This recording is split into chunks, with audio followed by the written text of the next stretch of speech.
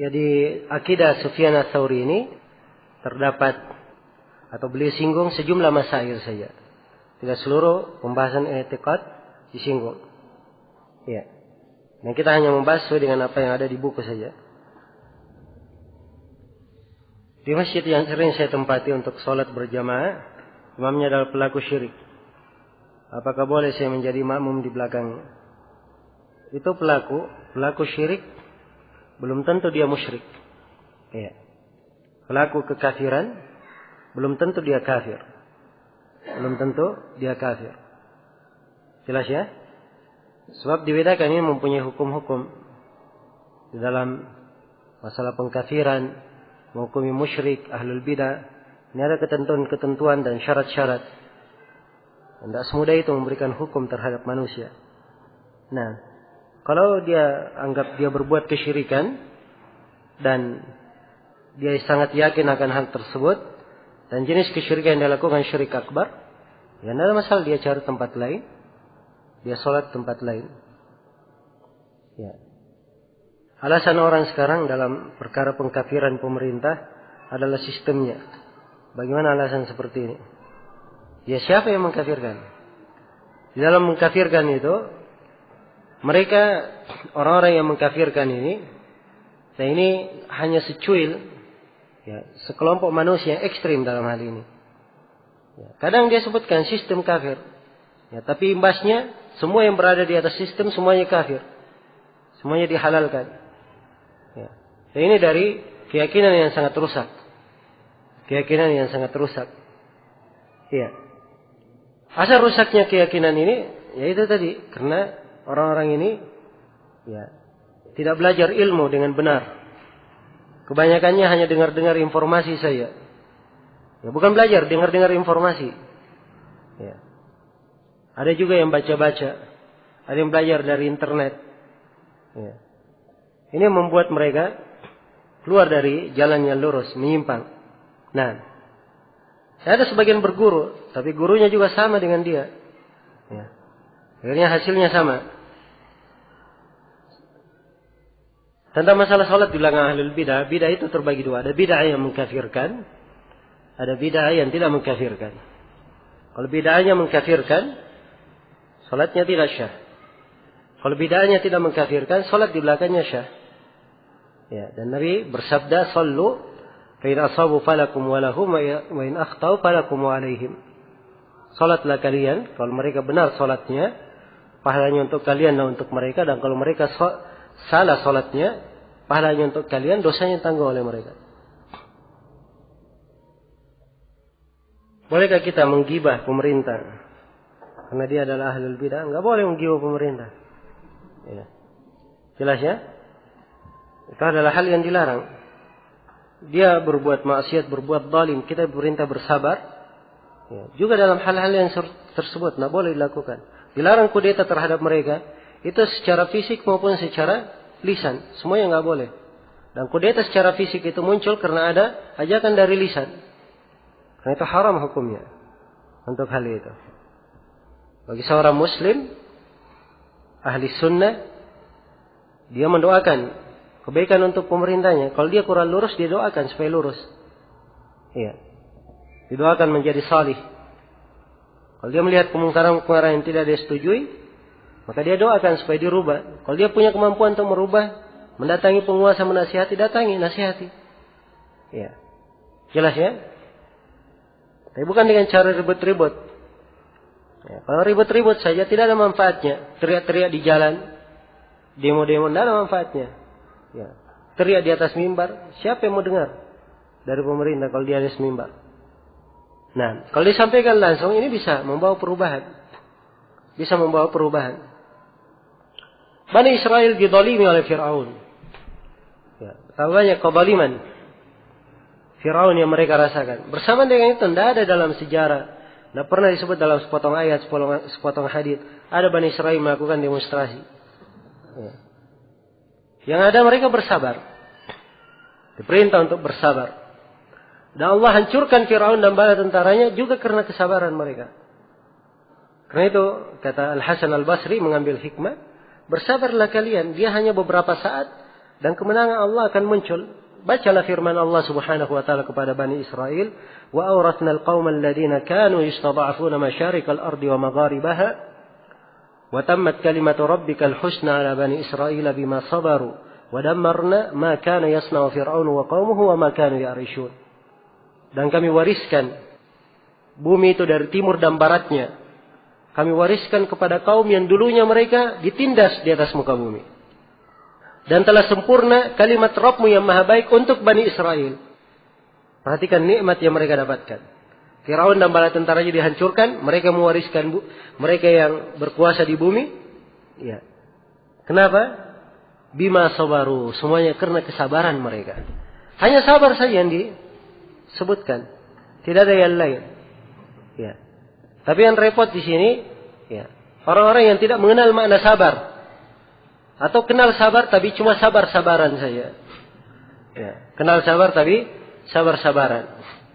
Ya, itulah yang sering kadang berkata sabar itu ada batasnya. Ya. Itu sabar-sabaran namanya, bukan sabar. Ya. Sabar itu sesuai dengan tuntunan, diperintah bersabar, sabar. Dia jangan melanggar. Iya. Jelas ya? Bagaimana sholat di masjid? Dan di halaman masjid tersebut ada kuburannya. Misalnya di belakang atau di samping. Kalau dia di halaman, berpisah dari masjid, ya, berpisah dari bangunan masjid, sholat di situ syah, tapi makruh. Sholatnya syah tapi makruh. Bagaimana dengan orang yang tidak pernah beramal selama hidupnya, tapi di akhir hayatnya dia mengatakan la ilaha illallah. Dan bagaimana dengan Firaun di akhir hayatnya mengakui Allah sebagai Rabbnya. Ini dibedakan ya antara dua kisah, jangan dicampur-campur. Firaun itu mengucapkan beriman, nyawanya sudah di tenggorokannya. Itu enggak ada lagi bermanfaat keimanan. Tidak diterima. Jelas ya? Kalau ada orang di akhir hayatnya, selama di hayatnya tidak ada keimanan.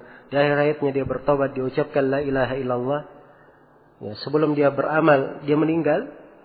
Maka ini lain lagi masalahnya. Ya, jelas ya?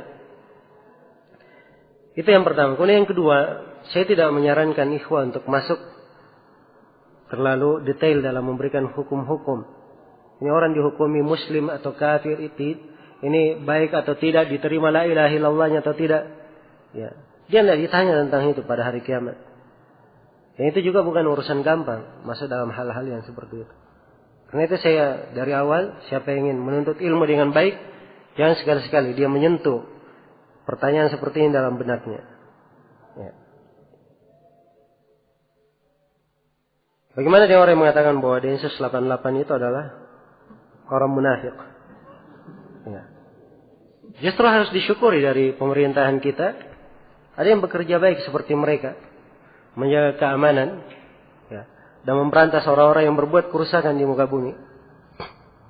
Kalau kesalahan, mungkin saja terjadi kesalahan pada siapa saja. Dan itu wajar terjadi kesalahan. Ya. Tapi yang tidak wajar itu seorang punya jasa kebaikan, tapi kebaikannya tidak pernah diingat. Yang diingat cuma kesalahannya saja. Nah, apa yang dimaksud dengan harta fai?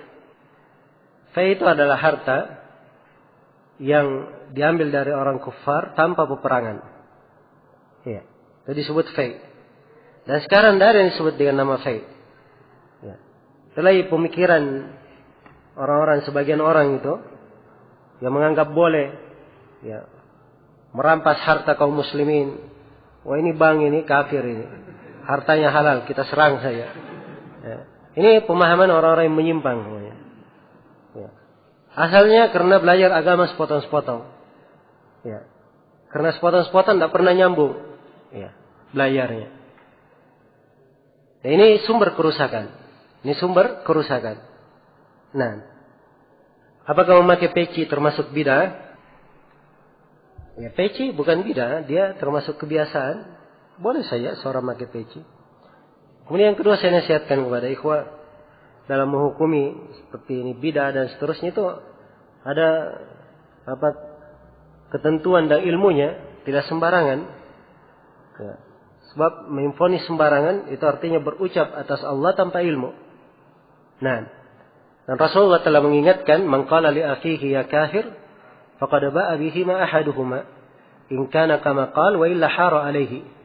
Siapa yang berkata kepada saudaranya wahai kafir, maka ini kalimat harus ditanggung oleh salah satu dari keduanya. Kalau seperti yang dia katakan dalam masalah, kalau tidak kembali kepadanya. Maka vonis-vonis seperti ini jangan sembarangan. Iya. Jangan sembarangan. Berdemo adalah haram. Bagaimana dengan saudara kita yang berdemo di negeri kafir? Dia sudah tahu adalah haram. Tanya lagi bagaimana? Ya. Memang demo itu cuma diharamkan di negeri Islam saja. Ya. Asalnya demonstrasi itu tidak ada manfaatnya. Satu. Dia adalah kebiasaan orang-orang kafir. Dia lakukan di negeri kafir ya.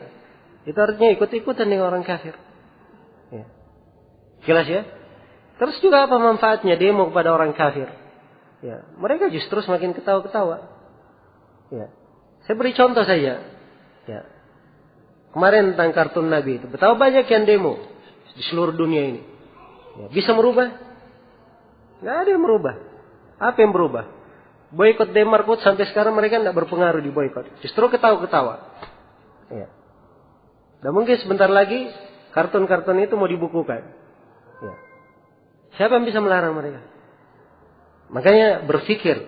Seorang itu ingin berbuat berpikir. Ya. Dia lihat pertimbangan syariat dan pertimbangan kedepannya bagaimana. Ya. Justru kalau umat Islam demo di mana-mana, ya itulah yang diinginkan oleh orang kafir. Oh, rupanya kami berhasil. Ya, umat Islam ribut. Ya, mereka terpingkal-pingkal dan ketawa. Nah, tapi kalau seorang mukmin, kaum mukminin bertakwa kepada Allah, ya, mereka introspeksi diri. Oh, ini karena kita banyak dosa dan kesalahan, memperbaiki. Allah Subhanahu wa taala tidak akan membiarkan orang-orang yang berlaku zalim. Iya. Jelas ya? Dan Allah telah berfirman, "Innallaha la yughayyiru ma biqaumin hatta yughayyiru ma bi anfusihim." Allah tidak merubah keadaan satu kaum sampai mereka sendiri yang merubah keadaannya. Mereka sendiri yang merubah. Ya. Jangan mengajak orang mau mengubah orang lain sedangkan mereka tidak pernah berubah. Ya. Dirinya sendiri tidak pernah perbaiki. Ini salah, keliru di dalam cara memperbaiki. Nah, apa maksud dari hadis tidak berzina seorang pezina dan dia adalah seorang mukmin? Ya, maksudnya tidaklah berzina seorang pezina dan dia adalah seorang mukmin, maksudnya dan dia adalah sempurna keimanannya. Iya. Mana yang didahulukan antara takbir dan istighfar ketika selesai sholat setelah salam? Kedua-duanya zikir dianjurkan, tapi kalau dilihat dari konteks hadis Aisyah, kelihatannya istighfar, kemudian membaca Allahumma antas salam lebih didahulukan. Setelah itu takbir, dan takbirnya dikeraskan. Ya, boleh 3 kali, boleh 5 kali, berapa saja. Nah, ini saya kira ikhwah mengetahuinya. Cuma menjadi masalah, yaitu seperti yang anda saksikan. Malas-malasan, ya, sunnah, tapi tidak dilaksanakan. Sekolah ahli sunnah, terdengar pengamalan dari sunnah. Apakah merokok itu mengurangi keimanan? Ya, merokok adalah bentuk dari maksiat. Sebab merokok itu adalah hal yang diharamkan di dalam syariat kita. Ya. Perokok saya tahu bahwa rokok itu merusak apa? Merusak jantung, bisa menyebabkan impoten. Ya. Mereka tahu, ya kan? Dan Allah berfirman dalam Al-Quran, وَلَا تُلْقُوا بِأَيْدِيكُمْ إِلَى التَّهْلُكَةِ. Jangan kalian jatuhkan diri kalian dalam kebinasaan. Dan Allah berfirman dalam Al-Quran, وَلَا تَقْتُلُوا أَنفُسَكُمْ إِنَّ اللَّهَ كَانَ بِكُمْ رَحِيمًا. Yang kalian membunuh jiwa-jiwa kalian, diri kalian, sungguhnya Allah Maha merahmati kalian. Ya. Dan ini bukan pengaruh pada dirinya sendiri. Rokok itu asapnya berbahaya bagi orang yang berada di sampingnya. Bisa memberikan dampak negatif bagi orang lain. Dan kalau ini terjadi, dan telah terjadi, maka dia mendapatkan ancaman di ayat yang lain. وَالَّذِينَ يُؤْذُونَ الْمُؤْمِنِينَ وَالْمُؤْمِنَاتِ بِغَيْرِ مَا اكْتَسَبُوا faqad ihtamalu buhtanan wa itsman mubina. Orang-orang yang menyakiti kaum mukminin dan mukminat tanpa dosa yang dilakukan, sungguh mereka telah menyandang sebuah kedustaan dan dosa yang sangat besar. Ya, maka jelas ya bahwa rokok itu mengurangi keimanan. Bagaimana sikap muslim dengan terjadinya pembakaran Al-Quran di Amerika Serikat. Ya saya kira jelas ya. Mana ada seorang muslim yang suka hal yang seperti itu. Semuanya pasti benci, marah. Ya kan? Tapi itu tadi yang saya katakan.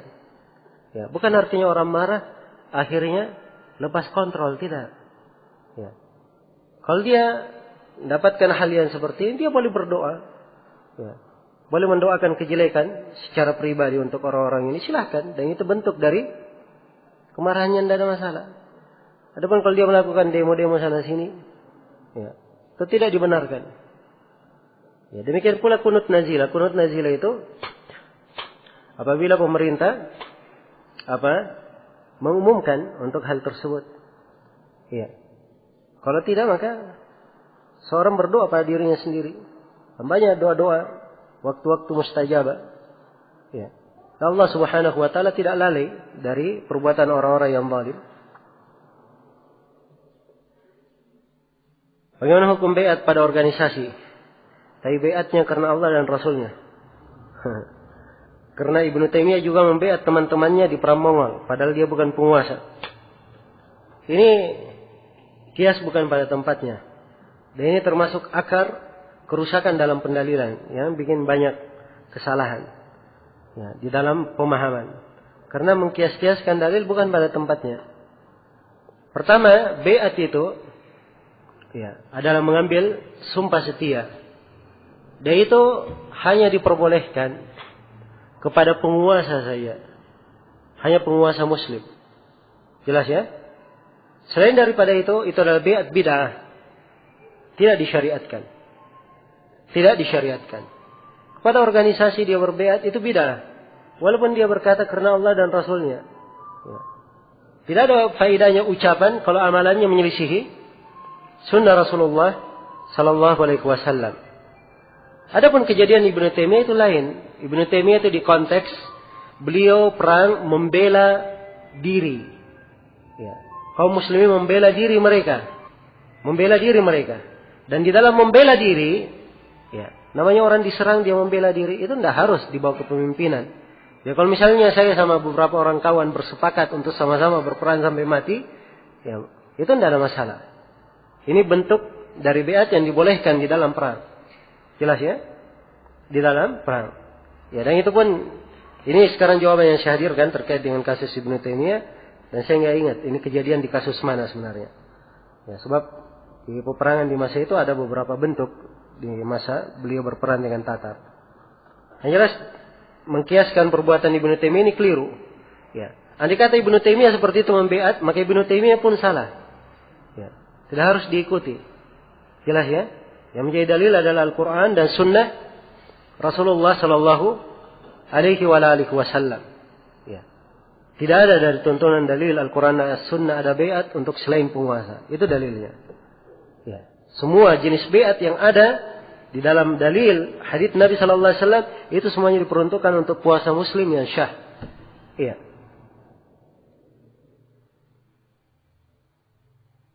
Bagaimana hukum salat di masjid yang tidak menghadap kiblat? Padahal sudah diukur oleh Depak dengan kompas dan ilmu falak, tapi tidak mau ikut dengan ukuran tersebut. Apakah boleh kami salat di masjid tersebut atau cari masjid lain? Di sini bahasa penanya salat di masjid yang tidak menghadap kiblat. Jadi sudah pastikan ini tidak menghadap kiblat. Ya, kalau yang disebutkan sudah diukur, itu biasanya kejadiannya melenceng sedikit dari arah kiblat. Ya, beda ya antara tidak menghadap kiblat dan melenceng sedikit dari arah kiblat. Kalau melenceng sedikit dia di kiblat, tapi dia tidak pas mengarah ke sana. Dan ini di dalam hadis dibenarkan oleh Nabi sallallahu alaihi wasallam. Kata beliau, "Ma bainal masyriqi wal maghrib kiblah." Antara timur dan barat adalah apa? Antara kiblat adalah kiblat. Iya. Kalau tidak menghadap kiblat sama sekali, mungkin kalau di Indonesia yang dia mengarah timur, mengarah utara, selatan, nah itu baru tidak menghadap kiblat. Jelas ya? Tapi kalau dia mengarah ke arah kiblat tapi tidak persis dengan apa yang diukur, ya, maka salatnya syah. Salatnya syah. Kalau ingin afdalnya diarahkan, afdalnya mereka merubah kiblatnya untuk sesuai dengan apa yang diukur. Itu afdal saja dari sisi afdaliyah. Ya, karena itulah yang dilihat adalah kesepakatan di penduduk masjid di situ. Kalau mereka sepakat untuk merubah, ya dia rubah. Mereka tetap seperti itu ya sudah, tetap seperti itu, tidak ada masalah, tidak usah ribut-ribut. Ya, tidak usah ribut-ribut. Yang menjadi masalah kadang ada sebagian orang, ya, dia baru ada penelitian, misalnya masalah arah kiblat ini, masalah waktu sholat, ya, nampak baginya penelitian tidak sama dengan orang secara umum, langsung dia sebarkan, dia publikasikan, dia paksakan orang mengikutinya. Ini yang bikin ribut sebenarnya. Padahal di dalam ilmu fikih ada keluasan di dalam hal tersebut. Ada keluasan di dalam hal tersebut. Ya, karena itulah masalah-masalah yang terkait dengan umum itu memang enggak semua orang pantas berbicara. Tidak semua orang pantas berbicara di dalamnya. Iya. Wallahu taala alam, ini mungkin yang bisa kita bahas untuk pertemuan hari ini. Semoga ada manfaatnya dan insyaallah kelanjutan materi kita lanjutkan besok. Subhanakallahumma bihamdik, asyhadu an la ilaha illa anta, astaghfiruka wa atubu ilaik, walhamdulillahi rabbil alamin.